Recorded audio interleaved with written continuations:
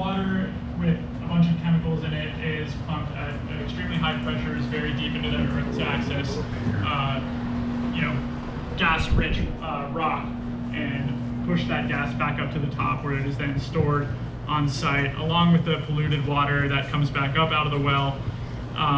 And then that water is disposed of any number of ways, whether it's at an injection well, trucked off site, stored in tanks for indefinite amounts of time. And that chemical-laden water is one of the main points of concern that we have about this site. This is also one of the first Utica layer well pads or wells that we've seen come to the area.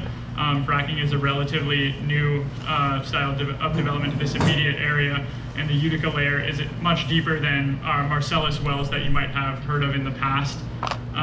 This is actually, to be specific, it's a Point Pleasant Formation well that they've permitted, which is just a smaller layer around the Utica layer. So if you hear us using those interchangeably, that's what that means. So the Utica layer is a more well-known layer of shale.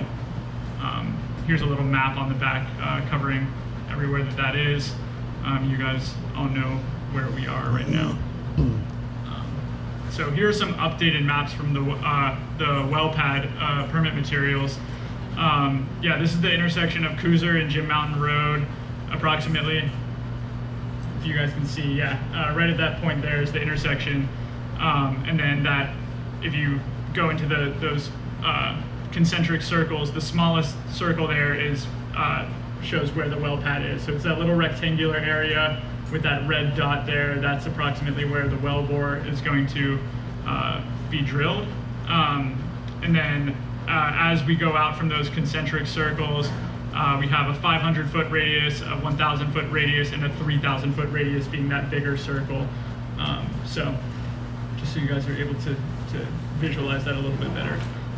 Previously, with the old permit materials, we understood that the well plat, the maps that the company made publicly available for everybody to review, including the DEP, showed that lateral going under the Jim Mountain quarry.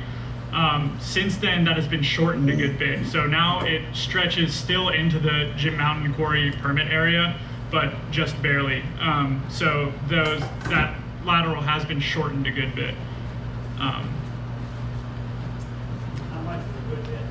I don't know specifically or exactly how many feet it is, but previously it went like all the way under the quarry. Now it doesn't actually go under the quarry, but it still stretches into their permit area. I can get that exact number for you though. Yeah. So here are just some of our general concerns with it. The impacted waterways are Buck Run, Laurel Run, and Indian Creek. Those being tributaries to Indian Creek. Right at the top there, we want to try to protect those. And just in general, fracking is a messy process. There's a lot of harmful radioactive pollutants involved in the process itself. There's a lot of air pollution that it comes with, light pollution, noise pollution. There is like a plan to remediate the site once it's fracked, but then we're still going to have an abandoned well. We're concerned about the water use. There's no water management plan outlined for this site yet. We're not really sure how exactly they plan to bring water to the site in order to add their chemical mixture to it and begin the fracking process. Without a clear water management plan, it's unclear if they're going to be trucking that water onto the site or if they're going to be using the public water supply that's nearby in the Indian Creek Reservoir. That's a big question mark for us.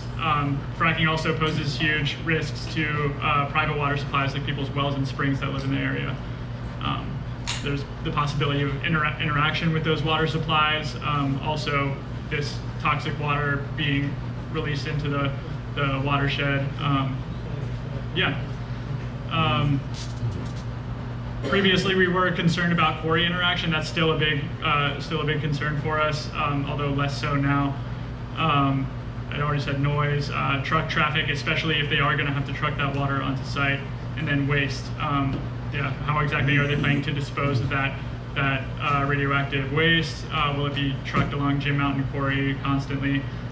That's a big question for us. So here's a bit of a timeline for us. So this whole story begins in June.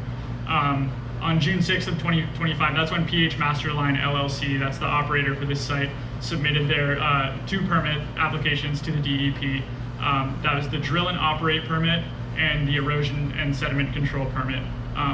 If you hear us, we'll just say the drilling permit and then the ENS permit for short. Then really quickly, like we flagged that almost immediately, and then we started seeing deficiency letters trickle in slowly over the course of the summer. So on June 24th, the DEP began their technical review. Basically, there's 2 steps to a permit review with the DEP. There's like an administrative review, just making sure that all of the components of the application are there. And then once they do that, they move into what's called a technical review, where they look into things a little bit deeper, bring the scientists in to start picking apart the application. And on June 24th, that's when they began the technical review and immediately issued a deficiency letter. So a deficiency letter is when the DEP notices something that isn't right on the application. It could be any number of things. I don't remember what that deficiency letter was specifically. But then, over the course of the summer, we see more deficiencies coming in on the drilling permit, and then also on the ENS permit in August. In October, there were 3 new deficiencies issued. Then, throughout November, more deficiencies coming. On November 19th, a deficiency was issued on the drilling permit, and then the permit was, that was resolved, and then the next day the permit was issued, and we notified the community on that immediately when that happened. Then fast forward to, or actually rewind a little bit, on November 6th, we hosted a conference with community members in a very, some of you guys are in here, in a very small radius around the permit site. There's a special conference called a 3251. We'll be sharing updates from that conference with you guys, where we did learn a little bit more about the operator's plans with the site. But then, on November 20th, the drilling permit was issued. And then shortly following that, on December 1st, the ENS permit was issued. So the drilling permit is the permit to actually, drill the well and construct it. The ENS permit more or less is the construction permit for the site, the modifications to the land that they're going to need to make in order to construct that well pad. So stepping back to the 3251 conference, that was attended by us, community members, and DEP. We all sat down at our office. Some of us joined online, and we basically just asked the operator a bunch of questions about their plans with the site, and DEP was able to answer some questions as well. We did learn a couple key things, and we also have a summary of that conference along with DEP's summary if you'd like to take a look at those.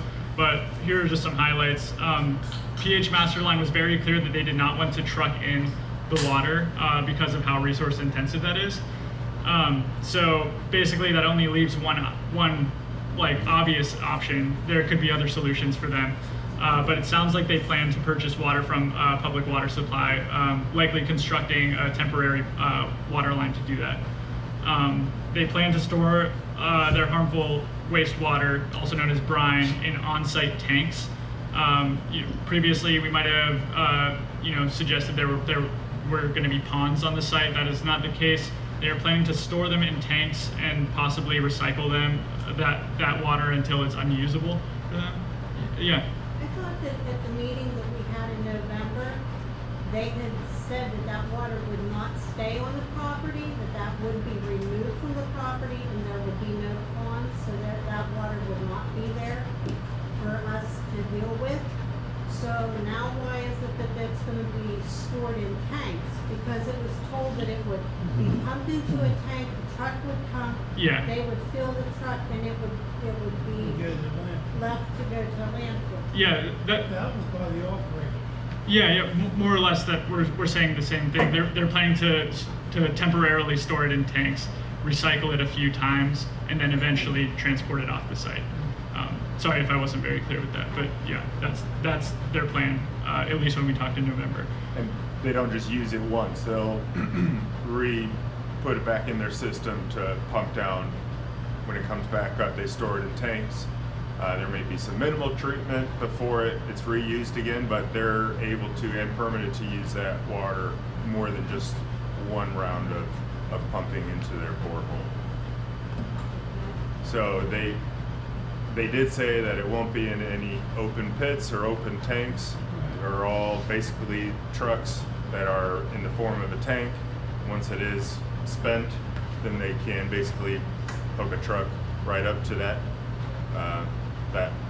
tank and pull it where it needs to go. So if they shoot 1 million gallons into the ground, they're gonna truck it up for 1 million gallons back out when you're done. We would hope to see those numbers match up, but I don't know if that's something that. I mean, they clearly stated it was gonna take 1 million plus gallons to Oh, yeah. fill it. So that's a lot of water to get rid of. I think that also has to be outlined in their water management plan, which is something that we haven't seen yet. So a lot still remains to be determined there. Are we good on water for now? Yeah. Okay, cool. I think we have made a mistake in local water. We have our taking up and do. I- I know if we had a fire, Yeah, we also have some question marks about how they are gonna actually get that volume of water up the mountain to frack with it. DEP can issue a permit without having all this stuff resolved ahead of time. I know, I mean, that's on them. I know, but I think that's a shared concern amongst our staff and other people who even aren't here is, why isn't this process more thorough and transparent from the very beginning? Right. Well, in November, when we met with them, they said that they were going to go ahead and have another meeting because our time ran out. And next thing we know is we hear that they get the permit.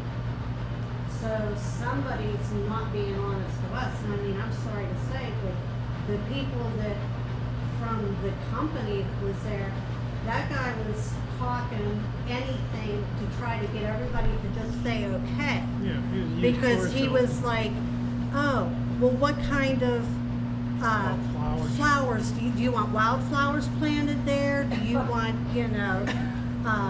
what this type of grass, that type of grass planted? You tell us, and that's what we'll put there.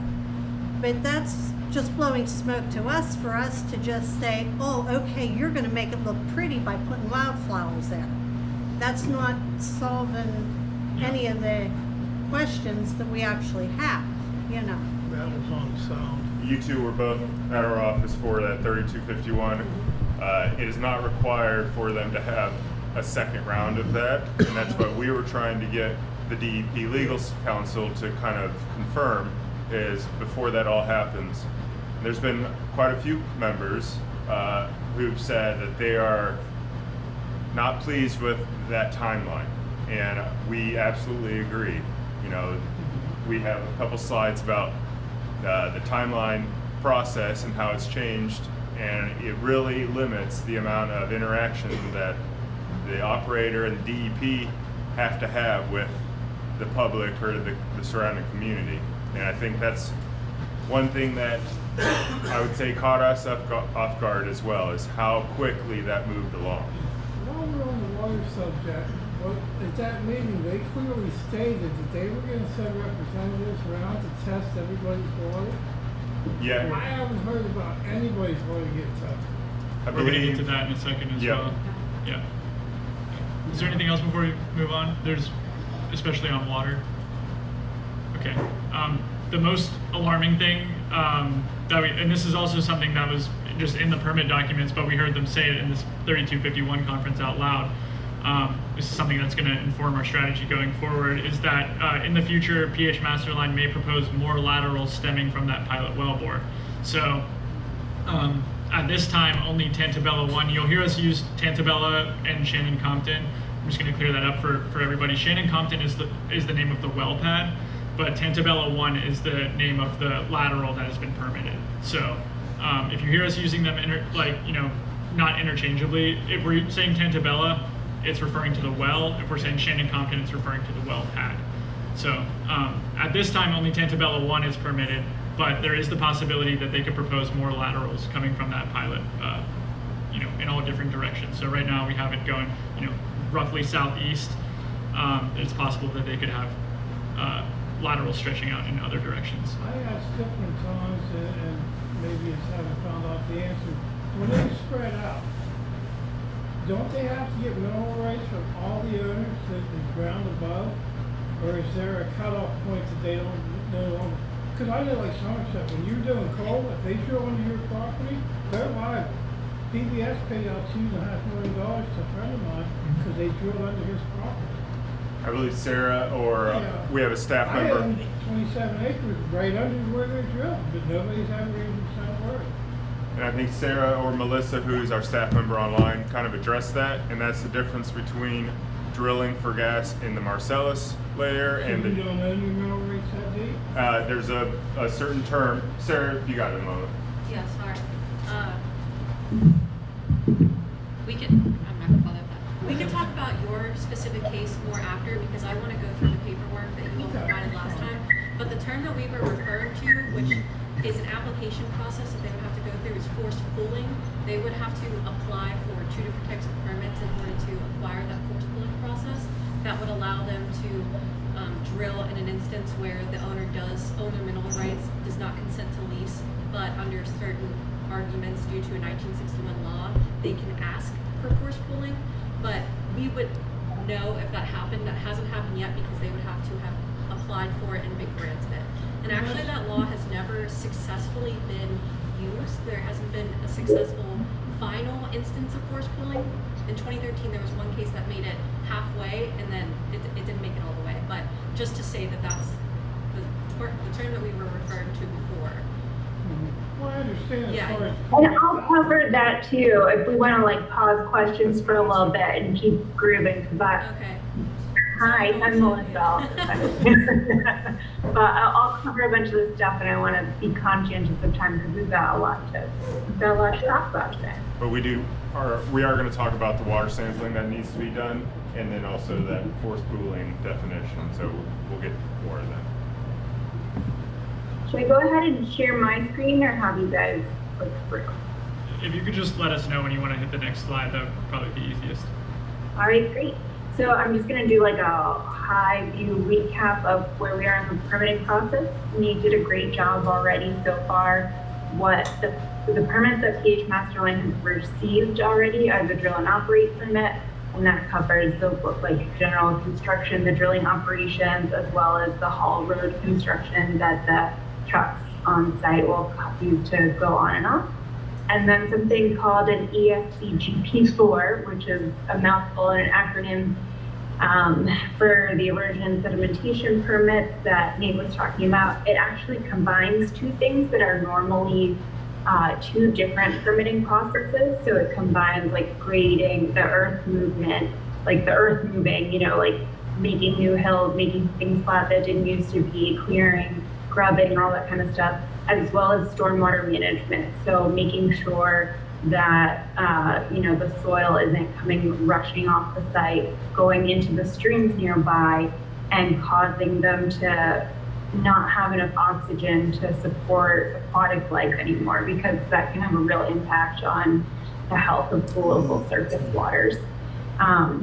So we're sort of learning this process along with you guys too. I just want to let you know that the last time there were well pad permit applications up on the mountain in our area was, you know, over 10 years ago, and the game has changed a bit since then. And so, for example, the combined earth movement and stormwater permit thing, that didn't exist. The rate of permit approval that's being used now didn't exist.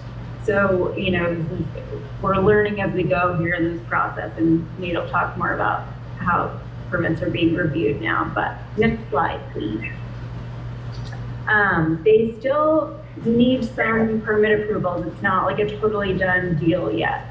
They need some permit approvals if we can guess pretty strongly that these will be needed, or we know. And then there are some that, because we're in the dark about the full plan of operations, we have to kind of speculate. And it's annoying because the gas company knows exactly what the big picture is going to look like, right? Like they know where they want a compressor station so that they can keep the gas moving through at a fast rate. Do they want it to be near the site? Do they need to hook into a big transmission line, which is a whole other permitting scheme? They know all of that now, but they're not sharing yet, and they're not required to share. And so that is a little bit frustrating. So we're working on like breadcrumbs, which is, you know, somewhat of an intentional strategy also. You know, they want to appear like this is a small operation that's not going to have many impacts. Along those lines, like Nate said, they are saying now, although there's nothing like legally holding them to this. Also, by the way, I don't know if I mentioned I'm a lawyer with Mountain Watershed, I'm sorry. And so is Sarah Thomas, who was answering the question about these things before too. But they will be likely to need a water management plan if they connect to a water line from like Moss or Indian Creek Valley Water Authority. And you know, they might have to construct a certain amount of water line to get to the existing infrastructure. And if it, like, you know, for example, that temporary water line needs to go through a wetland or go under a stream or through a stream, that creates a whole new series of permit requirements. So again, we're just sort of like taking this as we come based on the information they've shared now. They have 2 of the main permits they need, and we're waiting for them to share more information before we know what else they need. Next slide. One thing we definitely know they need will be an air permit. And this is, again, sort of a way that they're like hiding the ball about impacts, and that the Pennsylvania environmental regulatory process is letting them do it, basically. So well pads often get what is called exemption 38, which means they say, our impacts aren't really going to be that big. We're not going to have that many fugitive emissions. We don't even need an air permit. We're just going to apply for an exemption from the air permitting program. And this is often granted. They do have to submit information like verifying that they meet the requirements, so that there's not going to be any like processing, but there's not going to be a certain amount of generators or compressors. But if they do qualify for that exemption, it's a much lower standard of requirements for monitoring, for record keeping, for enforcement possibilities. There's fewer, it's very probable that there'll be fewer inspections by DEP. So that's what we're expecting to apply for. Next slide. If they're, you know, saying up front that they're going to have a little bit more infrastructure here, you know, that they're going to have those like processing aspects, if they're going to have these types of like engines and facilities that create more fugitive emissions, then they will need something called the Air General Permit 58 called. And this is a more standard air permitting process. It's a more in-depth review from DEP. They have to report regularly their monitoring results, their set limits. It's easier to do a fine or violation if they're not in compliance. It's easier to monitor them for DEP. So, you know, ideally we like more protections for our community when it comes to the air we breathe than less, but we just kind of have to wait and see what they submit. This is a permit that they can't, you know, start putting in infrastructure without, though. And so we know they will need some type of air permit at some point. All right, next slide. So yeah, like I said, it depends on the infrastructure. For what else is needed beyond that, it's really unknown. So sometimes we see like compressor stations. Sometimes they need to do like hydrostatic testing, certain like, or it's called pigging, where you like clean the pipelines kind of. I don't know if it's a good way of explaining it, but those things would need their own sets of permits as well. Depending on how they say that they're going to hold and process any amount of waste, you know, like we're in the dark still, but there could be a lot more permitting opportunities to be involved in depending on what they admit to. All right, next slide. So yeah, Nate's gonna touch a little bit on where we are now and how the timing works for DEP's review. Yeah, so I know all of us in this room right now are alarmed by how fast these permits moved through once we began working on reviewing them and sharing information with each other. And part of that is because of this program called SPEED. This was established by the Shapiro administration in 2024, and basically it just allows for the DEP permit review process to quote unquote move at the speed of business. So previously there was a backlog of DEP permits to review, and this was meant to sort of get rid of that backlog. And this only applies to certain kinds of permits, but this does apply to ENS permits at oil and gas sites. So that's part of the reason that the permit was reviewed so quickly after every deficiency, is because once that permit's submitted, a clock starts ticking. So if you remember, we had that timeline visual for everybody. Every time a deficiency, so I believe with ENS permits, I think it's a 30-day permit review, or actually it's 45 days. At every deficiency, there was a pause in that 45-day cycle. So then once that deficiency's given to the operator, there's a certain amount of time before they have to revise that deficiency. And then once they get that, the clock resumes. Then DEP finds another deficiency, another pause, etc. Another reason is just because of oil and gas regulations in the state of Pennsylvania. So this is just plain language in the Oil and Gas Act. In section 3211E, it outlines that the DEP shall issue a permit within 45 days of application unless the well's siting would violate the Oil and Gas Act, the application is incomplete, like administratively, like we talked about. The site has not been properly bonded, so when sites are, with every permit it comes out like a bonding fee.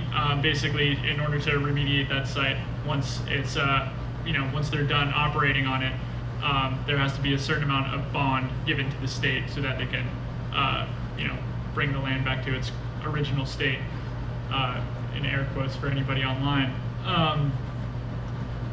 Also, if the applicant is in continual violation of the Oil and Gas Act, like repeat offenders, or not even repeat offenders, but people that are continually violating the Oil and Gas Act at the time of permit review, we see violations all the time from big names like EQT and things like that they still get permits. And then also if the applicant failed to pay application fees, which is a pretty easy one for these companies to do. So basically, what it comes down to is that these applications are just basically rubber stamped at the DEP level because of state regulations. Because every box was checked, the DEP basically had to approve the permit based on state law. Once everything was administratively, once every box was checked, and we were creeping towards that 45-day timeline, the DEP basically had to approve the permit based on the law. I'm going to pass it back to Melissa here. Thank you. That was great. Yeah, I feel like you kind of covered what I have here, which is once we found out about the approval of the 2 permits, we were thinking about next steps. And one sort of like tool in our toolkit that we use sometimes is a legal appeal when you're filing a challenge to the Department of Environmental Protection's actions. So, if they take an action that affects you, you can appeal that decision, like a permit issuance, to the Pennsylvania Environmental Hearing Board, which is a quasi-judicial independent board that you bring your case in front of. Those cases can be really long and expensive and involve a lot of expert opinions, but we're happy to do them, if we think that that's the best way forward, if we really disagree with the DEP's decision to issue a permit in this spot. And we think that they, because before the board, you have to show that the DEP, the standard is called, abuse their discretion. So we say the DEP has special expertise in environmental permitting, and we defer to their decision. And so the only way that the board will overturn that kind of decision from the DEP is if they so blatantly abuse their discretion. So it's kind of a high standard to meet, but if we think we can meet it, we do it, you know, and it's one of many different ways that we can try to, like, you know, continue to improve and include protections for sites even though they've been permitted. And it's not the only tool. But some folks asked about, you know, why didn't we bring that challenge? And so I wanted to explain a little bit more about that. So for those two, the drill and operate and ENS permits, like Nate just outlined really clearly and lovely, it's a really low bar. So to say that DEP abused their discretion in issuing this permit, that really all they had to do, the only standard that they're held to is, are these boxes checked? You know, are all of these parts included in the application? Did they post enough bond? Like a few other things. So there's not a clear way to show that DEP was abusing their discretion because they did exactly what the regulations told them to, unfortunately. And we're really suffering from the effects of having not very protective regulations. So we also reached out to like other experts, other attorneys, people who deal with this more often and who, you know, are down off the mountain, who have fought gas and like well pads more recently than we have in our neck of the woods. And we kept getting the same sort of answer, which is, you're not going to be very successful on an appeal like this because the standards are so low and, you know, it's such minimal requirements. And one of the best ways to, you know, going forward, make sure that you preserve your ability to bring legal challenges. And one of the best ways to make sure that you can have additional protections and maybe some better standards and less minimal requirements is to do that on a local level. So like local township ordinances, local county ordinances. And I'm sure you guys have heard a lot of talk in the last 10 or 15 years about you know, local fights to change ordinances about oil and gas infrastructure. Next slide. And so I wanted to go over a little bit too of where we are in terms of that. So generally what we would do is we would look at a site like this and say, what are the land use permissions or permits that someone would need to build a frac gas well pad? And the answer, unfortunately, for this particular site is essentially almost none. So just to like recenter us to a little bit, before we were talking about permitting on a state level, that's all executed by the Department of Environmental Protection. And now we are down on a local level, unrelated, the power of your municipality and your county to say, not how they regulate these types of sites. They're not allowed to overlap with the way that DEP issues rules or the work that DEP does, but they say where these types of sites should go in a way that best protects the health, safety, and welfare of your community. So there's a lot of options, we'll talk about that shortly, a lot of different ways that local rules can create protections. So, you know, keeping well paths away from water supplies or places where there are a lot of water supplies or unique environmental features or schools and stuff like that too. Next slide. So just there's the most minimal approval needed in Fayette County and in this township. There's almost no process for a well pad.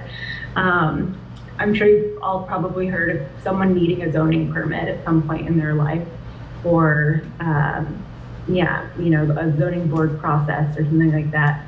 And for this type of infrastructure in this place, oil and gas infrastructure, including well pads, is considered a permitted use in much of the areas of Fayette County. And permitted use means check, this use is perfect, it is consistent with the uses around it. So for example, like if you think about agricultural and rural uses, you're going to be using these things for similar, like, you know, similar things. We often try to mush business uses and industrial uses together. We say there's going to be a lot of heavy traffic. We can put that somewhere that's away from homes and everything. Like the goal of zoning is to make sure that the types of uses are consistent and helpful with each other. And so we were a little bummed to see that apparently when they made the Fayette County Fayette County ordinances, they thought that oil and gas infrastructure would go perfectly with, rural agricultural areas because we think those things are not particularly compatible. So there's a very minimal approval process. There's no vote. I think the county can comment, but ultimately oil and gas is an approved process. They submit a small application saying that they're going to use it thusly, and then the standard is that one of the permitted uses? Yes, it is. So like it says, the county can't deny the project based on land use. All it has to say is this land use is the land use the ordinance said was permitted. Next slide. And just so you know, this is like a little snippet of the Fayette County Fayette County zoning ordinance, and I highlighted messily the oil and gas well use. P is permitted use, S is special exception. They're both very low standards to show. So right now that's what it is, and the A1 RA, that's like agricultural, rural, commercial, business, all that kind of stuff. So you can see that pretty much everywhere except for business districts, it's pretty easy to put an oil and gas well pad in terms of local land use permissions. Next slide. There's a couple different ways in the future that we can look towards not having to worry about this again. And I call it protective ordinances. And there's a lot of different flavors of protective ordinances. So there's some really low lifts we can do to amend our existing county ordinances or add ones to the local township ordinances.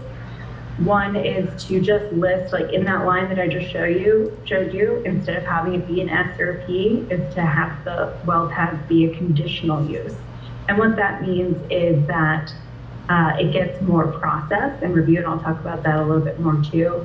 It allows the local government to add specific conditions like, environmental testing or additional notice, stuff like that. And it's easy to do. It's easy for the planners to do. It's easy for the county to do. It's not a big, we're not asking them to overhaul their rules or anything. We're really just making a small amendment that would create a lot more protections for us in the future. Another way we could do it is to have, some smaller townships do establish their own zoning or pretty complex ordinances on a township or municipal level. And, sometimes it can be a big resource intensive thing and sometimes not, but Springfield Township could adopt a lot of different protections that way too. And we could talk about revising and overhauling Fayette County's oil and gas zoning rules.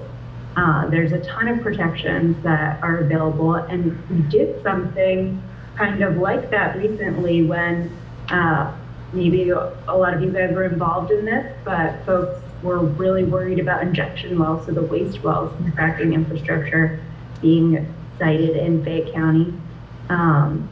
And they all got together with the county commissioners and the county planning commission, and they drafted and issued and approved a really comprehensive and a really protective injection well ordinance. And so that creates huge setbacks, so it can't be near homes or schools or stuff like that. Adds hydrologic studies, requires traffic studies, risk assessment, environmental impact studies, all these kinds of things. And that also makes it easier to hold the company accountable if something happens and it doesn't just fall on the township's finances or individuals' finances to repair. Next slide. So just to quickly go over a little bit more about what conditional use is, because I think it might be something that we want to suggest exploring for the community. It's used when we think these uses don't conform, right? So we don't want to say you are absolutely never allowed to put an industrial warehouse in an agricultural district. We just want to say, if you're going to do it, prove to us that it'll be safe and that, you know, it's going to work. And that's when we use the conditional use process. And it also allows the local government, like I said, to add certain conditions. So we could add like requirements for studies or traffic impact analysis or extra bonding through conditions as well. Next slide.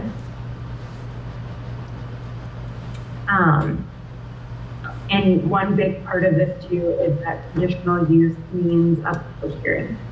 So that means the operator has to present the full picture. What is going to be the ultimate build out? You know, like tell us more, and they will be required to share more information about what they're proposing to the community, at least a little bit more than what we got, at the very least.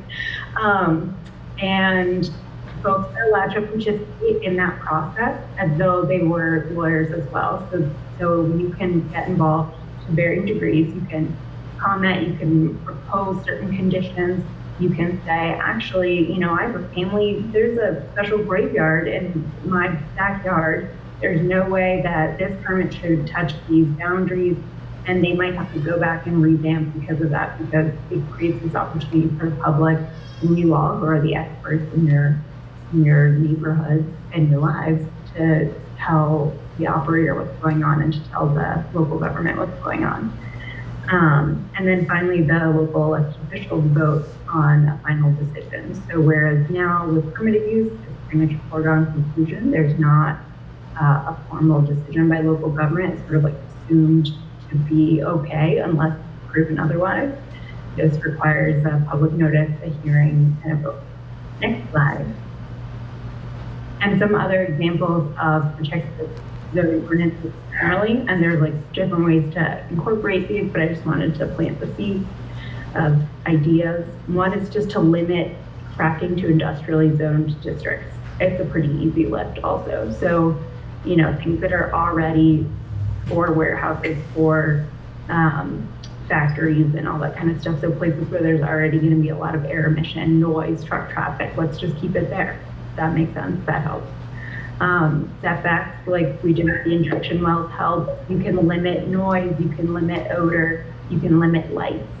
The additional environmental monitoring, additional public notice, you can say, operator, you have to give every single person within a half-mile radius public notice that you're applying for a well pad here, which would really help us, you know, to better understand what's being proposed when we're looking at these really fast permitting timelines.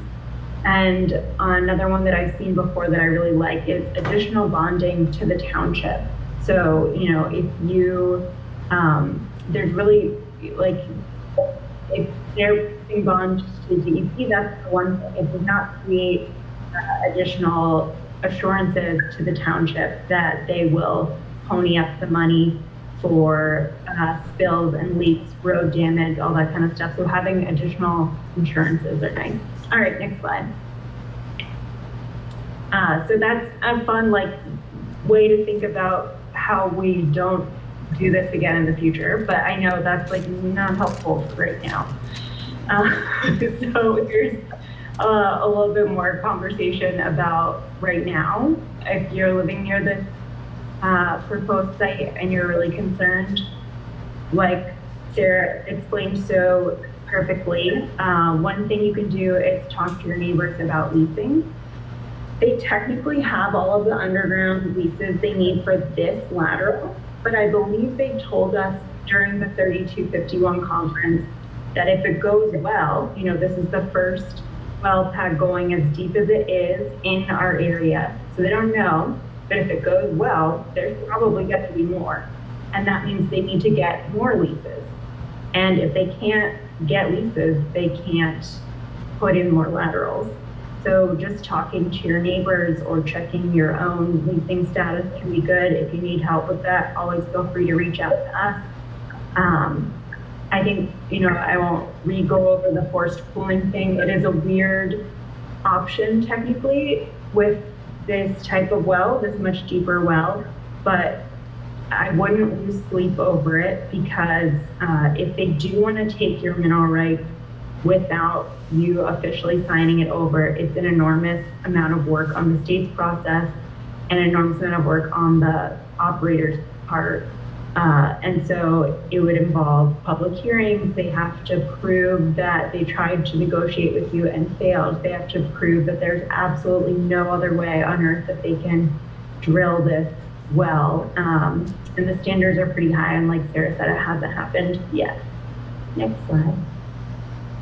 And another thing that I really want to drive home, if nothing else, if you remember nothing else, one of the best ways you can protect yourself now is getting baseline monitoring, especially for your water supply that's nearby.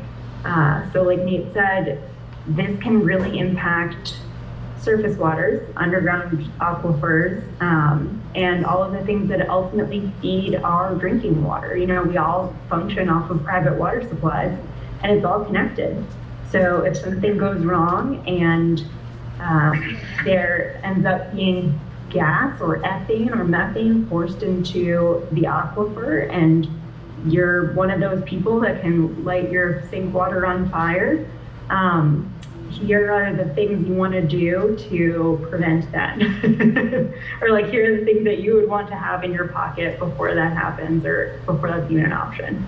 Really quick, Melissa, for everybody that, I know a lot of you grabbed some papers, but we do have information on state certified labs to check out and what parameters to look out for right up there on the table if you guys are interested. So please take those. And so, but if you want to have that level of protection, you have to do it now. So it's called pre-drill water supply surveys. And unfortunately, because the way the rules of evidence are set up, and because these gas companies often have a lot of money to burn on fancy lawyers, one of the only things that will protect your likelihood of getting any kind of remedy from the gas company, of getting them to pay to fix your water, because if you don't have a house with clean water, what is that worth? You know, so it's an investment you want to preserve and something you want to look into. But you need to collect a certain amount of evidence a certain way, because otherwise the gas company will make it their life's mission to poke holes in whatever evidence you collect. So you need to do it with like accredited laboratories and make sure you cover a lot of different things.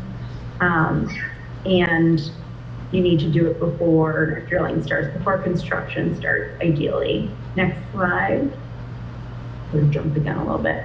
So like Nate said, we got big lists of everything that we recommend testing for. You can go more extensive, you can go less. But we would definitely recommend like whatever's on there would be a good baseline, I think. It can be expensive. So because you want to use these accredited labs, and because ideally you want them, the lab, to send a person out, because otherwise they're going to say, you know, Joe from down the road didn't collect that water sample right, or he mailed it in an insulated envelope, so it got above 90 degrees, so it's an invalid water sample. They don't have any evidence. So you want, ideally, the people from the lab to come out and do your water sampling. And that can get expensive because there's quite a few parameters that you would want to include too.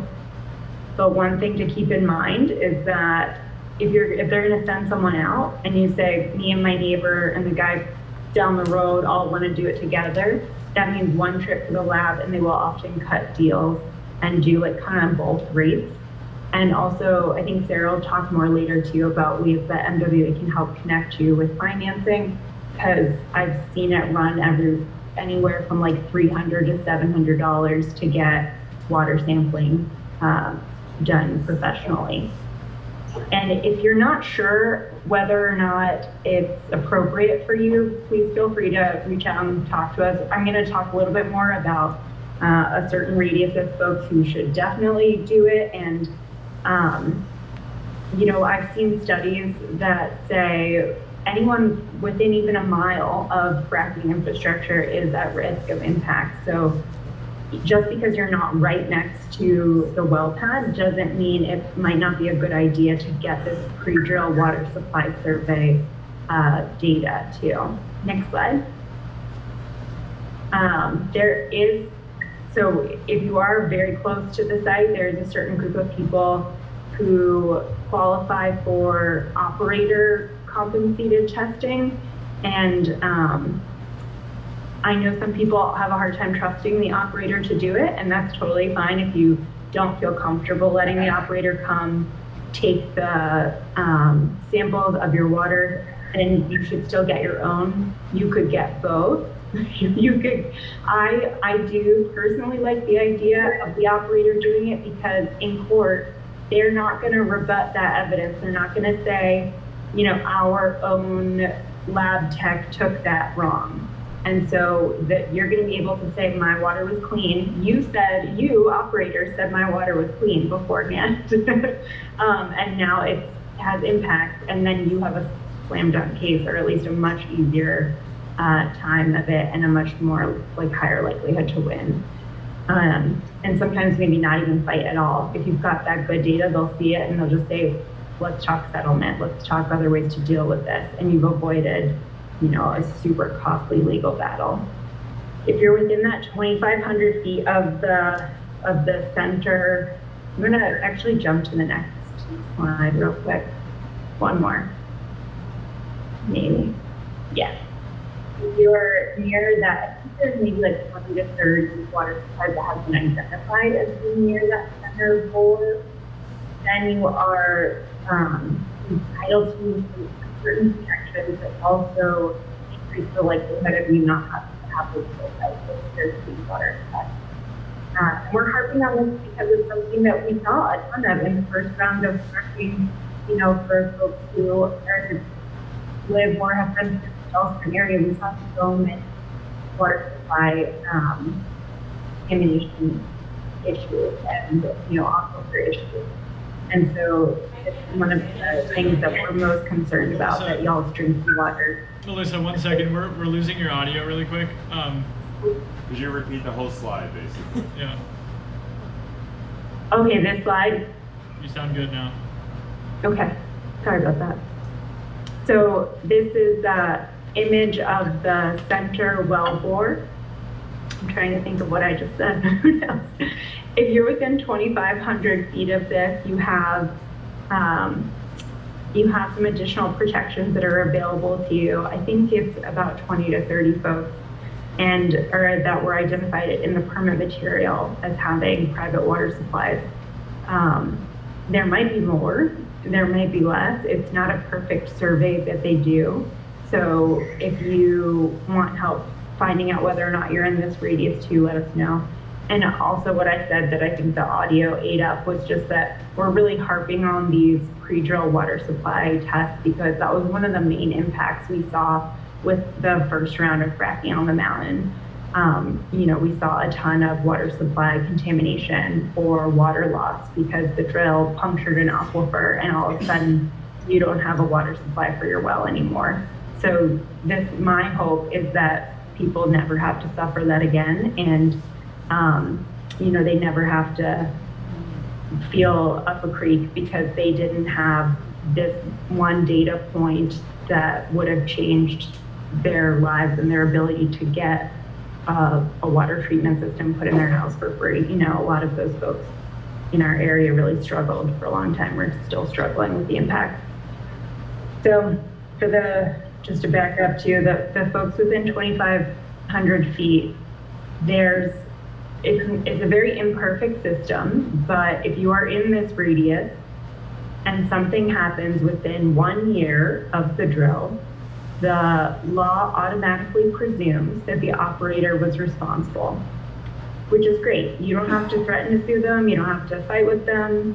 The state says, operator fix, replace, restore, water supply, you're good to go. But that only happens if you have that pre-drill data. So for the people within 2,500 feet, you're essentially entitled to the operator covering the water supply survey costs for you. I think they sort of intoned that they would even go so far as to offer around 3,000 feet. And I would say if you're anywhere near that at all, just ask and make a record of your ask.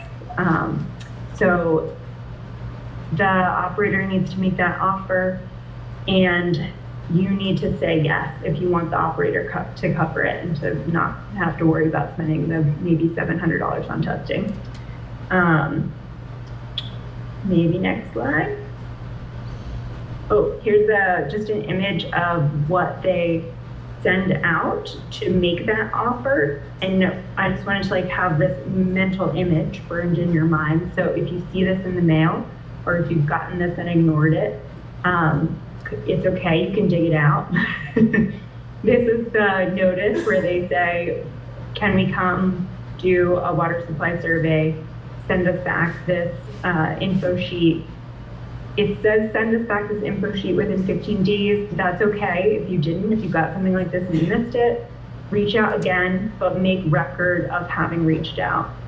And we'll circulate something too that has DEP contact info for how to do that.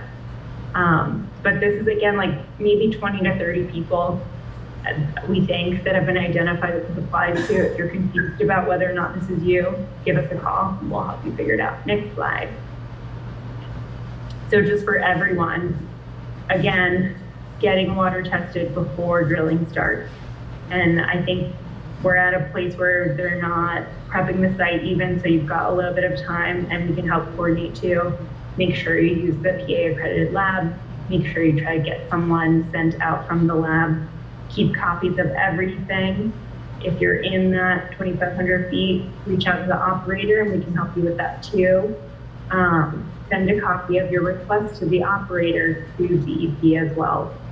They are the official keepers of the record. Even if you email DEP, it creates a kind of an official record essentially.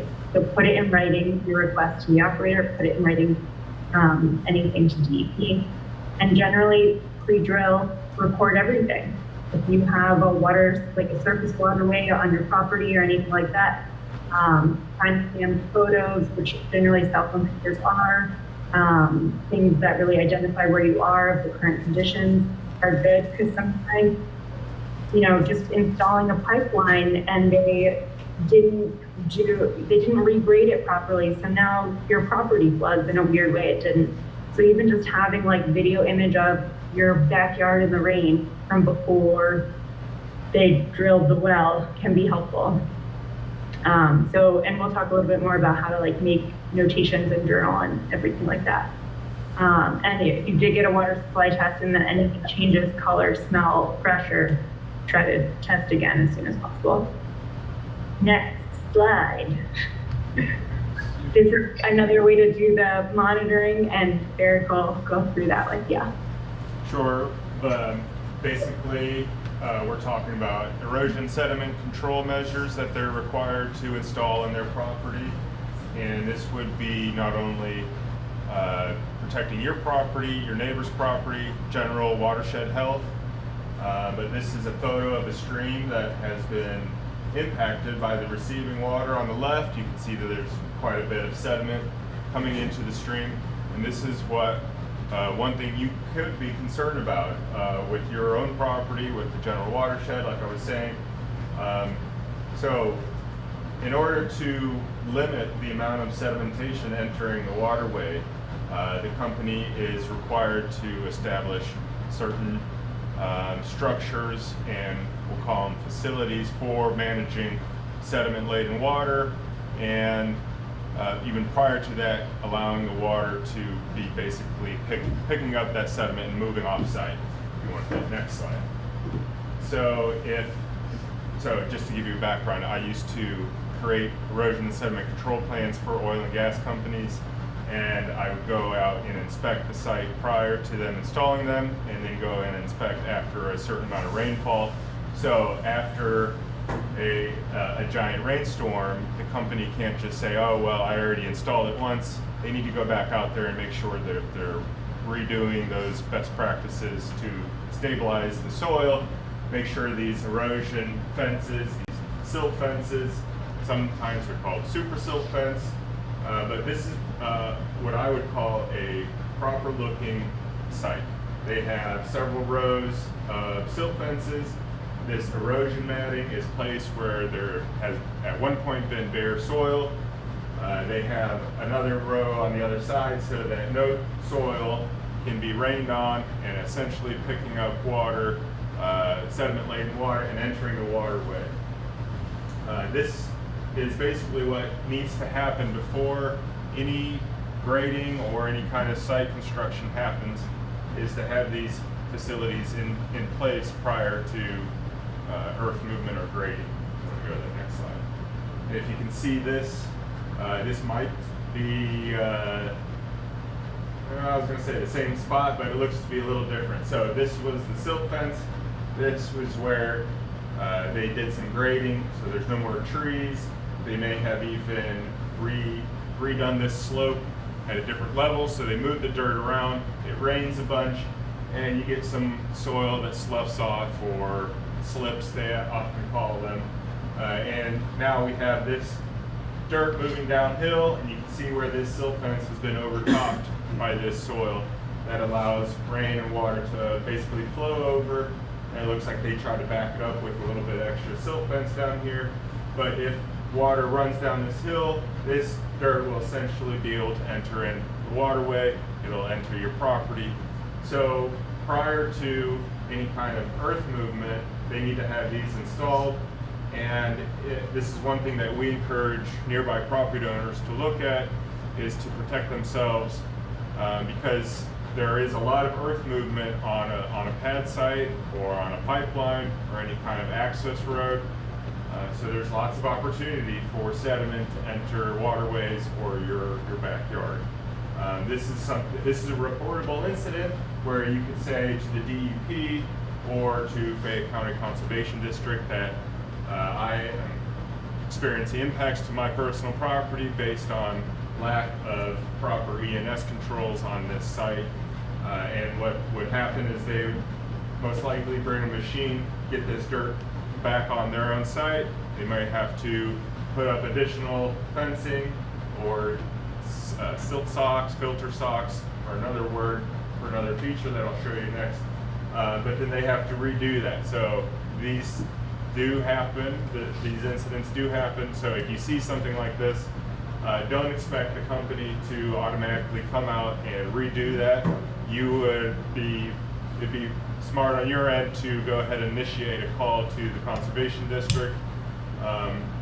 And really the difference is if it's impacting a waterway, that call goes to the Waterways and Wetlands Department at DEP. If it's just a structure or facility that's been damaged by the sedimentation, that goes to the Fayette County Conservation District. Her name's Heather. They basically come out, inspect the site, and they are in contact with the operator, because this operator not only sends their erosion and sediment control plan to the DEP, but it also goes to the Fayette County Conservation District. Go ahead, we got one more slide. So this is a very bad scenario where their filter socks have been basically overtaken by either trucks that are driving across, water that's rushing down this stream, and it's basically overwhelmed these filter socks. So these are supposed to be in place where water is most likely going to be flowing off the site. These are not supposed to be placed in a stream because that is something, there's other practices that are used, or other structures or facilities that are used in that scenario. So these often will line the banks of a stream so that no dirt can be basically transported right directly into the waterway. Often they're staked down. If it's in a zone where they expect to see a lot of water or a lot of sedimentation, they'll stack them up into a triangle or a pyramid, and they have to make sure that they're following the guidelines that are established by best management practices, so they stake them every so often. If you see something like this, most likely the company will be required to come and remove these, and often it needs additional, more than just one person needs to be picking up this soggy, basically mulch-filled sock that's filled with, its purpose is supposed to be filtering out the water before it gets into the nearby waterway. So this situation would be a DEP call because it is impacting a waterway or a wetland. And there are marked streams and wetlands within the boundary of the permit, or the limit of disturbance, a lot of places are called. We are doing some water sampling on the most likely nearby receiving stream that would flow off the well pad.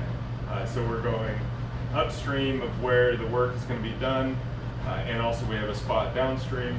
So we're sampling for not only conductivity and turbidity and total suspended solids, which is basically a name for sediment-laden water, but lots of other metals and different aspects that could be entering waterways from a pad site. Most likely, your best visual cue is if the water is dirty, there might be something that needs to be looked at. I think that would be my last slide. Yeah. Oh yeah, I addressed that. So part of our surface water monitoring is basically taking upstream and downstream samples. We're going to be doing that a month. We have 2 locations that are very good for us to do that, and we'll continue to do that basically until the site is restored or remediated. Has that sampling started, or will it be starting? We did our first round in December, and we'll continue probably next week with their January sampling. And if for some reason, say like last spring, we had very heavy rainfall almost every day, we'll be out there more often to do our own visual impact assessment. But any kind of ditch that conveys water, any kind of stream, even if it doesn't flow on a regular basis, will be places that I would suggest looking at, especially during heavy rainfall events. I can pick it up with air Sure. monitoring. Yeah. So we're also exploring a couple avenues for air monitoring. This is something that we're doing in a couple communities already. So it would really be an easy lift for us to basically grab a couple air monitors and install them at strategic locations. They are a little bit expensive, so we're going to talk about that in a second, funding that. But basically, they're really non-invasive air monitors. This company, Purple Air, has an interactive map that anybody can access to take readings of particulate matter, mostly. However, this new model from Purple Air also measures VOCs, which is one contaminant that we're concerned about with fracking specifically. These are volatile organic compounds, which are kind of notorious contaminants at gas sites. On top of that, also something that you guys can all do is community monitoring and filing complaints. We're going to go over how to do that in a second, but filing a complaint with the DEP is very easy using the online complaint form. There's also a couple of numbers that you can call. We also have an information sheet on when to file a complaint and how to do so, so please take that with you. And then as Eric mentioned, it also explains when you would file that complaint with the DEP versus the Fayette County Conservation District. But yeah, the long and short of it is that if an ENS violation or if an ENS issue is affecting a waterway, you would file that complaint with the DEP. Anything else like mud, you notice a breached, silt fence or something like that, you can file that with the Fayette County Conservation District. Here's a QR code to the DEP online complaint form. You can also just Google PADEP complaint, and it's like the first thing that comes up. Yep, it's also on that information sheet there. It takes about 5 minutes to do. Some basic best practices is just to do like a sensory judgment. What do you see? What do you hear? What do you smell? Etc. And also record the date and location, time, all that stuff for any incident that you do experience. You can do that anonymously, so that you don't have to put down your personal information if that's something that concerns you. And also, I mean, all submitted complaints are anonymous to the operator's never going to get wind of who filed a complaint. But yeah, if you do want to do that totally anonymously, you can do that. You can forego putting in your email address or your contact information. The only thing is that you're not going to get a follow-up on it. So keep that in mind. You can also just put in one of our email addresses and we'll forward you the correspondence. Feel free to do that. I think Sarah's going to talk about the ESF here a little bit. So If you're interested in monitoring and you don't want to pay hundreds of dollars, consider the possibility of gathering with a group of neighbors and applying to our Direct Support Fund. Direct Support Fund is a program that Mountain Watershed administers. It's not just particular to this site, but small grassroots community groups can apply for grants, usually not in excess of $5,000. And on the third Wednesday of every month, we have a group of nonprofits with representatives that all get together and vote on the applications. So for this site in particular, let's say for the air monitors, if you're interested in doing that, if you can get together a group of, say, 4 or 5 neighbors, I feel like that sounds good, and fill out one of our applications. We did have a stack of paper applications here. I believe that they ran out. We also have that form available online, however. Fill out that application and we can consider you for up to about $5,000 in grant money to pay for that monitoring. If you have any questions about Direct Support Fund or filling out the application, please feel free to reach out. We'll be happy to help you with that. Any questions? Okay. Here's a copy that somebody just gave back. You might be wondering why we don't just pay for that sampling or the air monitor. This fund is not our money, it's put in by other groups, and so we are a part of several nonprofits who come together to vote on applications. If you have trouble with your application or it gets denied, we'll basically figure out what else we need to do to help you find that right application and go through that. But a lot of people are wondering why we don't just do the water sampling ourselves. We don't have funds to cover all the sampling that's potentially out there on these issues or other campaigns that we're involved in. Sorry, important caveat, yeah, that can't be used for individual funds. That's why we recommend getting with a group of neighbors. Alright, so we just have a couple action items that we want all you guys to go home with. First of all, please take a road sign. We have some on the bumper of that fire truck right there. There's a couple of different designs, so feel free to leaf through them and pick one that has a messaging that you like the most. There's also some stakes, so don't forget those. They're in that box right down there, but they're sharp, so they're staying in the box. We also have a sign-up sheet for our zoning working group. This is something that we're really determined to sort of pick up on this fight. Is to work on getting a zoning ordinance drafted and give it to the commissioners. And that's what Melissa was talking about with the conditional zoning or conditional use. And from experience, having a conditional use zoning situation is much better. The township or the county can basically add on conditions that need to be met for this project to go through. This does not apply to this certain well pad. So unfortunately, these were not in place prior to that.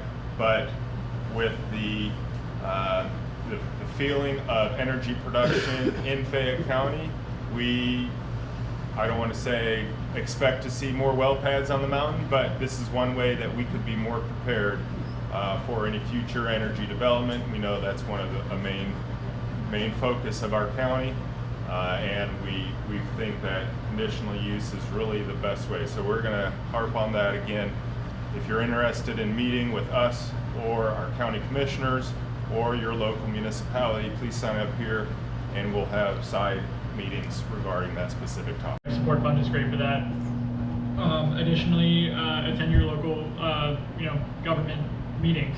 Springfield Township Supervisors meeting is the next one is on February 3rd at 4:30 p.m. The Fayette County Commissioners meet on the third Thursday of every month, so their next meeting is going to be on January 22nd. Those are at 10 a.m., which is kind of a tough time, but they are also available online. So it's really easy to find. You can just search that stuff, but if you want us to send you any information about that, let us know. Question. So back to trying to get a conditional use. What is the actual process? Not in detail, but just you get a proposal together, try to get on the agenda, and then somebody just present this to the supervisors and more or less. Melissa can probably speak to that a little bit more if you're still with us, Melissa. Hi, yeah. I think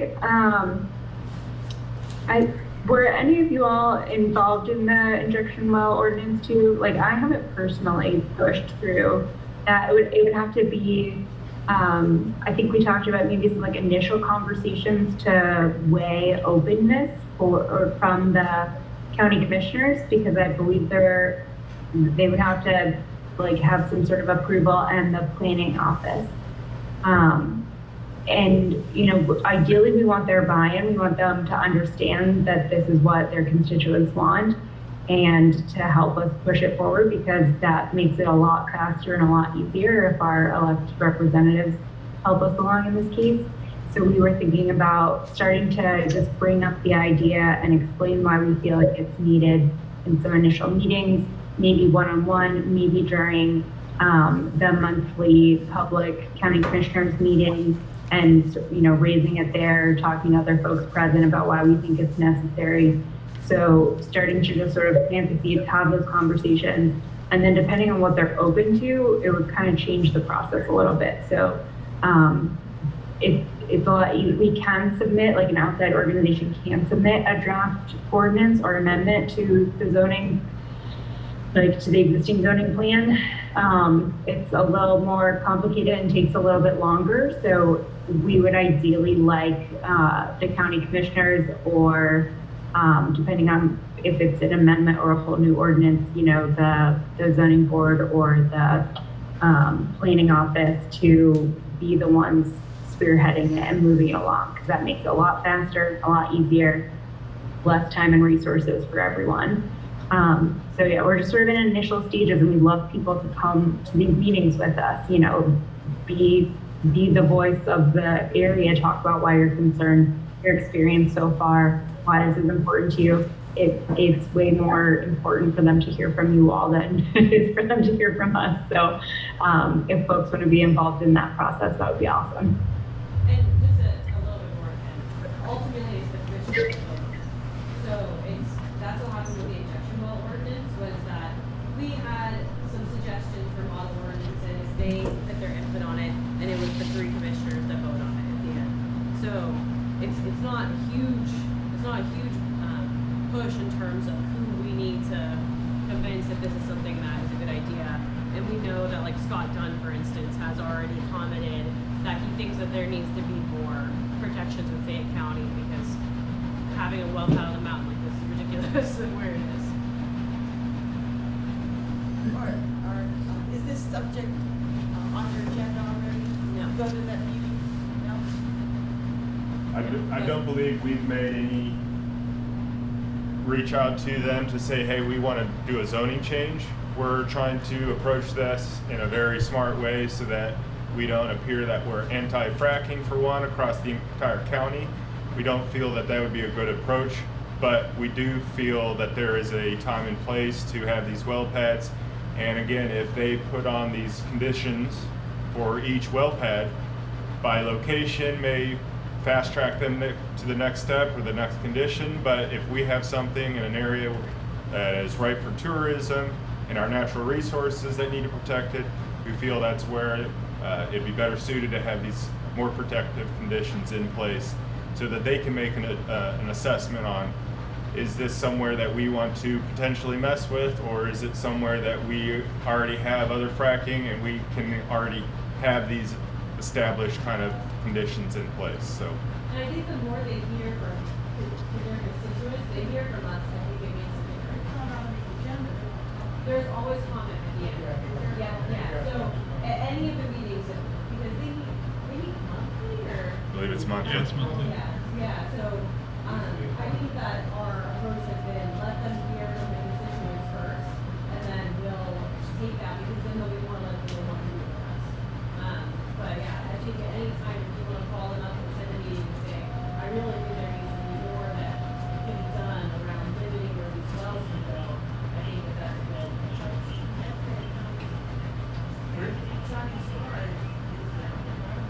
Yeah. We'd also like to point out their tourism and recreation is also their shining star. And I think that's, like Ashley said, Ashley works around Watershed. But on some Facebook posts where Commissioner Dunn address the situation where they are hoping to capitalize on the energy transformation of Fayette County. And we believe that's important. Shapiro's already kind of pushed that scenario in Pennsylvania as well. But in those comments that people were saying, well, we want our special places protected, Scott Dunn did agree that there is a time and place for fracking, and specifically the mountain region came up in those questions and those comments. So, you know, the amount of recreation and tourism that takes place in this county should not be overlaid by fracking and industrial uses. You know, we think there's places for both of them,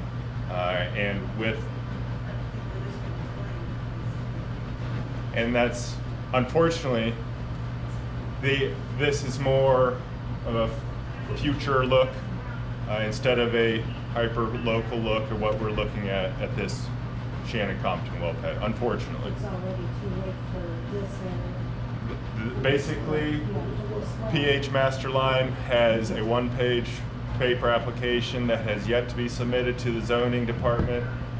We contacted Sarah Harvey. She's a contact that if you want to be on the agenda, I would be able to get you her information. But it's basically a page that is an accepted use under the zoning ordinances at this moment. So it's a done deal, except for unless they have violations. That, based on our interpretation of the oil and gas and the erosion and sediment control permits, those are done deals. Water management plan, that zoning application have yet to be filed. However, those are not as restrictive, and since it is an accepted use in the zoning ordinances, we don't see a route that the county can deny it without getting themselves into legal trouble. And the fact is there sufficient water to meet the needs they're proposing? Can that be enough? So that, I think, one thing to note is that this PH master line they've never fracked a well before. They are a brand new company. They don't have experience. The guy's previous venture went bankrupt. So I think that the water issue, even though it hasn't been permitted yet, that's going to be a big thing because that is where a lot of the cost is going to come in. We don't know who's financing this well pad. It could be a big gas company they do that often. They'll finance the little guys as like their exploratory people. Yeah, so that could be happening, but I think the water issue is going to be a big question. So when it's a done deal in the permitting sense, but there are still loose ends that the operator has to tie up, and maybe that's why. Maybe another thing is making sure you're getting those anything that costs them money. Make sure you're getting those water supply tests because that's going to cost money. Make sure that if they start developing a site and there's violations, make sure you're filing those because that's going to cost them money, right? Because they've never drilled a well before. So that's one of my biggest concerns right there. Yeah. With this being a first-time company, they're not experienced all the problems and all the things that think they're wrong. Yeah. Now, I don't live right there, but I live on up the hill. Yeah. Right next to the damn stone quarry, okay? And where they're telling you, yeah, make sure you get your water tested. I did that before they even had their permit, and guess what? They took out my well, told me they weren't responsible. Busted our house, not responsible. Well, then who is? My house was there 15 years before they came in. Not a daggone thing wrong with it. So who's responsible? They won't pay for it. They're still destroying our home. We're finding cracks, more problems. Our doors won't open. Some of them you can't even unlock anymore because the doors are offset. The house has shifted so much. Who's responsible? It's not me. I didn't do that to my house. They're responsible. They're not going to pay for nothing. And the same way with this company. I don't care what they tell you because I'm sitting here and I'm listening to all this and I'm listening to Melissa and all this. And I'm sitting here shaking my head because they're lying to you. They're not going to tell you the truth. They are lying to you. They say, oh, well, we'll take care of this, we'll take care of that. No, they won't. You're going to spend the money to try and make it right. And guess what? You're going to get screwed because they're going to pay off people just like they did with us. I see a lot of big holes in this. You don't see What they're showing you right now is just this one pad. If they get a foothold here, they're not gonna stop. This mountain is gonna be completely destroyed. We are sitting between Seven Springs, Ohio Powell, Yogi Bear, Laurel Ridge State Park that they use for, you know, the trails and people that go backpacking and all this. You are sitting, they want to put this right in the middle of a $3 billion industry. Not million, billion. And I know that for a fact because there was an article written up in a magazine that my daughter lives in Florida. It was in down there for people to come visit here. And the biggest problem we're having right now, people don't know about this wanting to go in. Randy Johnson, he lives out by Virgil. I ran into him last weekend. Asked him whether he was for it or against it. He said, what are you talking about? People don't know about this. I think what we need to do, because the people, they come from Pittsburgh, they come from different states and everything into this area. We need to get this out on the news station about them wanting to put it right smack in the middle of this. And you said about the schools, if you go right from there and in a direct line right here sets the school, it's within a mile. I'll guarantee you. Thank you, Brenda. Yeah. It's all over the world, not just here. And I think that's something to highlight for the county commissioners because, you know, falling water is even messing well there just right now. And they shouldn't be putting a well pad so close ultimately. It's in the watershed, right? So I'm right in that, you think someone's gonna want to come stay by Airbnb because of smelling and traffic? Did you- the recreation? Did you see the water? If They it's told us good. they were gonna take water samples, I gave permission, never Yeah. know you anything you about still, it. I mean, that's, Nobody you haven't has heard, heard. and it's a good sign. I was at the meeting when oh yeah, you guys were there. Yeah. So has They haven't anyone gotten contacted their water anybody. tested yet? No. I gave permission, they never came. Yeah, I mean, that's honestly a good I sign mean, to right me there, I because I'm mean- like, they still are dragging their feet a bit. But they are not allowed to start until you have that water supply tested. So the second, I mean, that's something that we can work on, but yeah, because they haven't applied for these other permits yet, they haven't done the water testing. It makes you wonder if something's happening, in terms of their financing, but yeah. Did they up it to 3,000 or is it still 2,500? Legally, it's 2,500. I believe in that 3251, we asked about properties I outside know of on your that. one slide it said 3,000 because I'm borderline at the 25. Yeah, you should ask. Yep. Yeah. And we can get you their contact for that. Because I agree with her. If you do have to file, I'd rather have their people test my water. Absolutely. And that way they can't dispute it. Yep. And it's not someone from PH Masterline. It is someone that they're consulting Right. through. So an environmental consultant would come, and a lot of times those. And they can't those- sit there and tell me that my water's unsafe, 'cause, you know, because I'm already drinking it and it's pure. Yep. Yeah, it's a catch-22 on their part. Okay. Eric, yeah, I'm still not completely clear on the water management. Is that a permit they need, or is that just, what are the hoops they have to go through with that? Who gets a say as to whether it's okay or not? I believe they have to describe, it's like an application. They have to describe where they're getting their water from. So they either truck it in, they pump it from a waterway. You have to have a permitted water withdrawal. So Indian Creek Indian Creek Reservoir, or Mill Run Reservoir, is owned by Municipal Authority Westmoreland County. They would apply through DEP for a water withdrawal. MOC would have to sign off on that, and I was just texting with a MOC personnel. They have yet to be approached. They can also go through Indian Creek's, basically, city water. Need enough water. And that would be troublesome, because I don't know if Indian Creek could provide enough water with that. But I understand the physical challenges. I don't understand the legal hoop. Is it a permit they're gonna get after all that, or is it? It's an application that basically, once it's box checked, then they're allowed to proceed. So, just to give it for instance, let's say Mock signs a contract with them to 1 million gallons or whatever it is. If they calculate, no one checks whether that's too much or, yeah, it's gonna, well, we can do that, but then there'll be no water in August for everybody else. Is there somebody that actually runs a check like that? Or is it, no, they check the box, we have a contract with Mock, so I guess it's a. Probably a good question that we need to look into. what are, I don't think so. I think essentially they just have to say, we have like a client, you know, someone willing to sell us over 10,000 gallons a day, and they have to provide the purchase agreement and like the contract basically saying, and it kind of puts it on someone else. So someone else has to have the permit saying that the water withdrawal somewhere won't permanently damage the stream or the river, wherever it's coming from. But then CH Masterline doesn't have to say any of that. They just have to say they have someone who will, they have someone they can pay to give them the water. So that, I mean, that's one pathway. I think, Virgil, I think you mentioned that there was a well that was supposed to go in, but they couldn't get the water for it. Yeah, that was years ago. Yeah, so making sure that MOC or the water, the Indian Creek Water Authority, wherever it is, that they don't give them the water, is one pathway too. Well, that is supposedly the story. Now, I don't know if that's true or not. Yeah, They did drill down 6,000 feet. Yeah. They never fracked without doing that. yeah, because I don't think that reservoir can handle as much water as it does, yeah.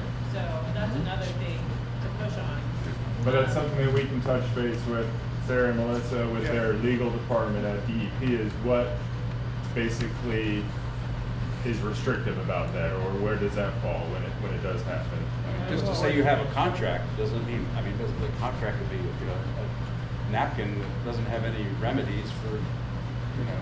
Well, remember Yeah, at well, that if we meeting, screw up and we, you know, use up everybody else's water, we'll, you know, I don't know, we'll give everybody a ball, water.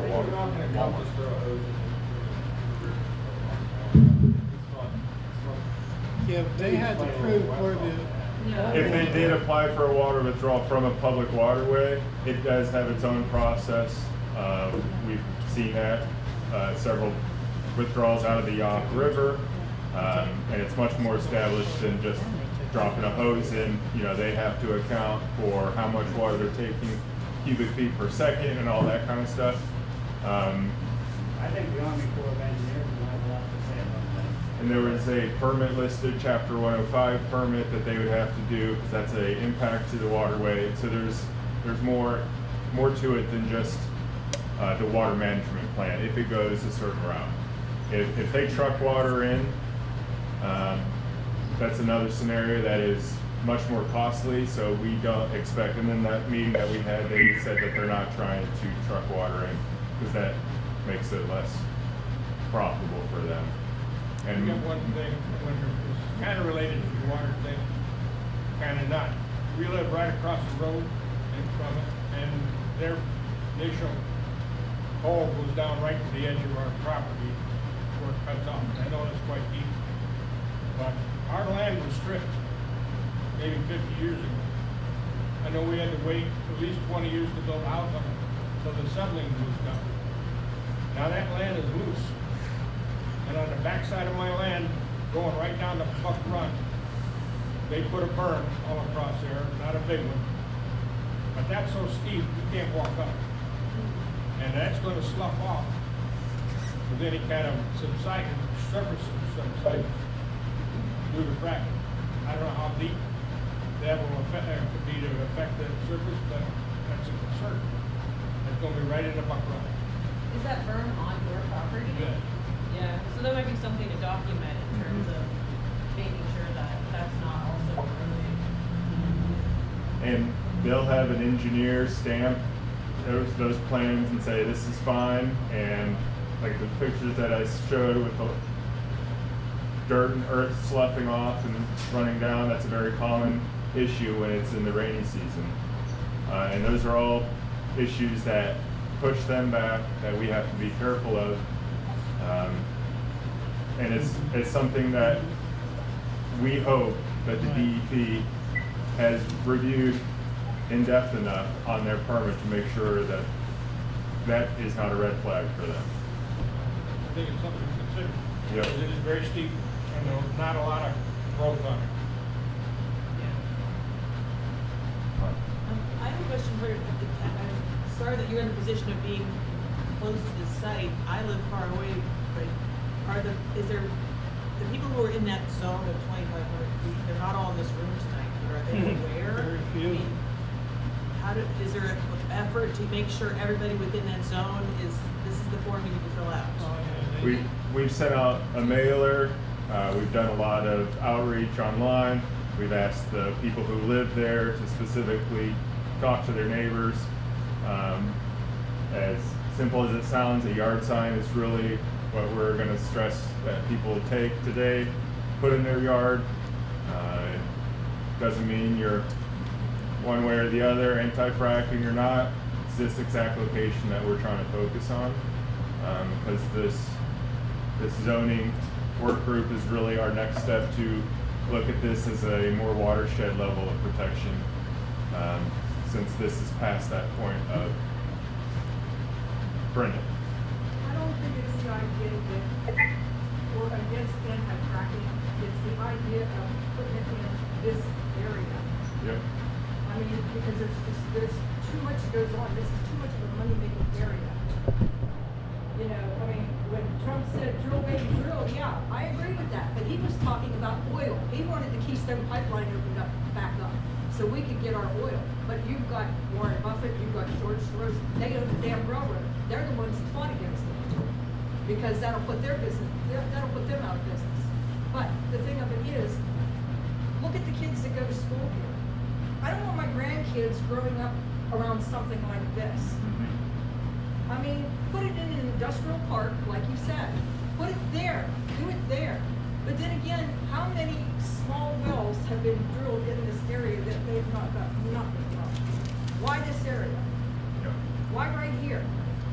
And I think with the conditional use, I keep harping on that, but even off the mountain, if it's somewhere that someone has concerns about, more right to them to be concerned about it off the mountain as well. This will give. Well, that's why I said, why not get this out on one of the news stations and let it spread through Pittsburgh, because you have all those people from there and out of state. If word gets out, we'd have more people fighting against it. You'd have to have somebody, an operator, to answer the phone call. But no, is there anybody in here that can see the bigger picture once this gets a foothold? I don't think you do realize, my husband has worked pipeline for 35 years, maybe even longer than that, okay? He's one, they put the pipe in the ground, cover back up, you don't see it. Over and done with. This thing is a permanent thing. It's gonna be there for the rest of our lives, the rest of our grandkids' lives, our great-grandkids. Once that gets in, then they can start putting them any damn place they want to. And guess what? What my husband said to me whenever we were coming home the other day, he said, well, they put that in, then the next thing you go in is a plant. Where's that coming from? Because they have to have it. They have to have the plant to do with it, to make the fuel and get everything else out. So, is anybody looking at this bigger picture? Because they're not telling you that. And the people that did sign the leases, they're not looking out for anybody else but themselves. I don't want my grandkids ending up sick because of the smell or anything that seeps into the water. That new well that Americold drilled for me, which the water's no good, it's 500 feet down the ground now. That's further down than what our original well was, that I had absolute perfect well water. I mean, you gotta look at the bigger picture here, people, because once they get a foothold, they're not gonna leave, just like Americold. They got a foothold, they ain't leaving. And in that conference, they said 1 or 2 laterals, depending on how the first one goes. If you've ever seen traditional Marcellus well, they can do 6, 8, 10, upwards of 12 laterals from a single well. So this zoning ordinance, this work group that we really want to focus on, is something that can protect and give the county commissioners a tool to stand on, to use, to better assess each individual application, whether it's a compressor station, a pipeline, or a well pad. These are all issues that we need to take to the next level, and trying to combat it at the DEP level did not work, and we don't feel it is going to work.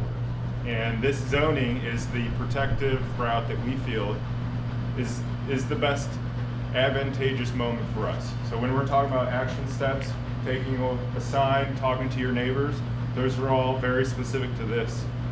If you want to do that extra step of looking beyond that, that is where we need your help to reach out to county commissioners, to your Stewart Township, Springfield, Salt Lake, all the townships around here. How soon are you gonna try and bring it up to the county commissioners? I do believe we're going to be going to, On Thursday, when I have, 10 a.m. Most people are at work when they have these meetings, but I have work, so I can't be here. and that's where we're trying to be strategic in approaching that so that we don't come off and say ban all wells, but we don't know the temperature of the room, as they say, for the county commissioners right now about whether a complete ban on fracking would work, which we don't think it will, and we don't necessarily agree with that. Neither do the members of Mountain Watershed. So what can we do in the next month, the next 6 months, and give realistic goals for ourselves and some checkpoints along the way for the county commissioners? Say, we had a meeting last week with you guys. How did it feel afterwards? Was there communication afterwards? Was this brought up to the zoning commission? 2 months later, we would like you guys to formally adopt this resolution. And these are the steps that we want to navigate properly without just going to the next meeting and saying, we think this is the only way. If you guys don't do this, you guys are bad commissioners. And we really don't think that that's going to. But you can also put in like that amendment for whatever they set up, like to do the site by site. Yep, those conditions are what we really hope for. We would like to see other things than conditional use, large housing developments, so that they can say, this is some extra protection that we want to see on this site. This warehouse, Northeast Pennsylvania is having a burst of warehouses being put up. And you think a warehouse is not that big a deal. Depends on where it's put in. If it's in a very high quality watershed, those are all going to be impacting your natural world around you, tourism, recreation, all that kind of stuff. So having conditions, being able to be picked and chosen based on site is really the smartest way we feel. And if there is other routes, you are more than welcome to bring those to our attention and to the table. But from our experience, we've seen other organizations in other parts of Pennsylvania go through this conditional use. And that's really what we've seen as a good action step for our county from where we are right now. From what we just went through with this permitting process and how quick it is, and the kind of the vibes that we're feeling in Pennsylvania for energy production, there's also a vibe of environmental protection in our area. So we think we can capitalize on that focus, and that's. Is there anybody in here that's on city water? Is there anybody in here on city? You guys? I got 2 questions. You had handouts in the back corner, one of your handouts is a big wall sign. Sorry, I don't know exactly what picture that is. I apologize, but. Are we looking at that, what it's gonna look like here, or something closer to that? This. You're looking at 15 acres. Used up. You got it, big pen right on it. This one up here. The one I looked at. This is the Shell Crocker plant. So that was taking not natural gas, but natural gas liquids, the things that aren't used for power plants, the waste products used to be flared off. This takes those products and makes them into plastic pellets, which are used to make plastic bottles. We actually covered this site and have been working with other partners. This is not something that we expect to see based on the infrastructure that's already established elsewhere. We're not gonna see something like This is the largest pellet producing facility in North America, potentially the largest construction site in the world when this is being built. We don't expect to see this. And if, well, yeah, I don't even want to think about that. This is a injection well out in Nicholson Township. This is what the county adopted a better ordinance to protect where they expanded the setbacks from homes, from drinking water. So this is where they would take their polluted water, inject it into the ground. It's not what we expect here. However, thankfully, the county commissioners did adopt some more protective ordinances regarding this type of facility. So if one was approached around here, we think it would be very difficult to squeeze it in with all the setbacks that they're needing to require. There is no injection well in Fayette County, and we would like to say that that ordinance that was established had a lot to do with that. And there's a conventional well being flared. That flaring is the waste gas that is now often collected and sent to a facility like this. But there's lots of different facilities at well sites that are concerning. That page doesn't have exactly those. So a compressor station would be one that, if you've ever been around when they're running, it's a pretty loud, intrusive setting. So if we saw something like that being proposed for the mountain, we would absolutely take our time to research it and I don't want to outright say oppose it, but at least create awareness and education about it so that people can make an informed decision. If there's any leftover, we'll be happy to take more questions by any means. If you're headed out, take some leftovers, take a sign, make sure you sign in. Where'd that sign in go? I put it back in so. That zoning, conditional use work group at the county level, we'd really like to see some people sign up. Please let us know if you're interested in that. We have lots of paperwork for people to take, but again, we'll take as many questions as you guys have. I recommend one of the signs where it says that it's for the Compton. It almost needs to be outlined with like a black permanent marker or something, because when you go down the road, I've slowed down, and I have trouble even reading the ones in my own property. Okay. Make note of that, I suppose. We just want to. There's a couple different designs too. Yeah, all but four they're of them. all four Okay. of them, and they're all done with the same, that Yeah, pink two just white blends, colors. it Okay. blends in too much. Noted. Thank you for that.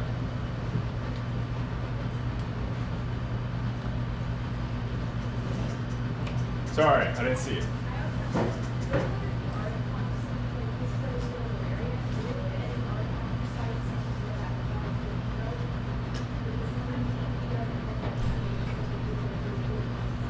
So that, you can correct me if I'm wrong, Melissa, if you know more in depth, but the State Historic Preservation Office, which is SHPO for short, they have to do some coordinating with SHPO. So if the State Historic Office has seen cultural artifacts or red flags that say this is going to damage the cultural aspect of our area, they would have them do different levels of site assessment, phase 1, 2, 3, where they can actually go out and require them to dig up certain size of holes and look for artifacts in a certain amount of place. We did not see any red flags on the SHPO coordination to stop this or to increase the amount of assessment that is going to be required. A lot of times you'll see those on long linear projects like pipelines or highway development. You'll see that where they have to do archaeological digs. So we didn't see any red flags for that here. I didn't hear the question, but that sounded all right to me. Basically, we didn't see any SHPO hits.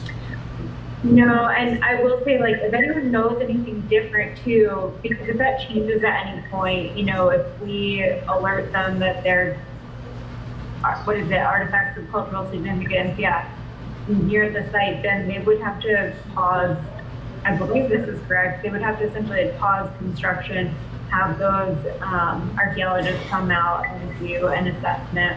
And it's similar for endangered species. So they did an initial desktop review, which sort of says we've not seen any endangered species in this little, you know, it's just a surface facility acreage, which is not very big. But if that changes, if someone says, oh, but now there's a bald eagle's nest that I've seen on site, they have just shut everything down and make sure to accommodate that and make sure that they don't impact the endangered species. So if any of you all are seeing or hearing about interesting or exciting, unique things at the site, let us know or let the state know, or we'll help you let the state know, because that could also make a big difference. Oftentimes, because of the strip mining that's gone on, that it is taken into account as well, and it kind of disrupts that whole process too. So.